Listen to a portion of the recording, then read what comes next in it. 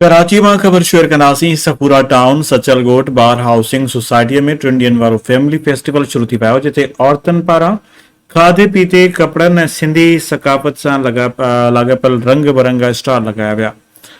उन मौके ते फेस्टिवल जे ऑर्गेनाइज़रनि ऐं शिरकत करण Mohammad Azam Khan advocate, Kausar Ali Shar advocate, Raza Mohammad Shar advocate, Mohammad Aslam Soomro, Sheikh Mohammad Farooq, professor Safia, professor Adeeba Rizvi, Saira Mauzam, Noor, Kausar Ayesha, Raza Baloch, Shahreen ऐं ॿियनि शहरनि जो त बार हाउसिंग सोसाइटीअ में 3 ॾींहनि ते ॿधल फैमिली फेस्टिवल सजायो वियो आहे, जिते माण्हुनि खे फैमिली सां गॾु तफ़रीह जो बहितरीन मौक़ो मिली रहियो आहे, जंहिंखे विञाइण न घुरिजे।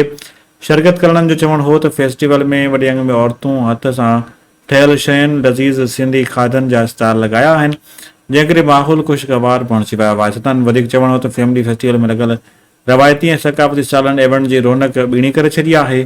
सॼे बार हाउसिंग सोसाइटी ख़ुशियुनि जी बाज़ार में तब्दील थी वई आहे।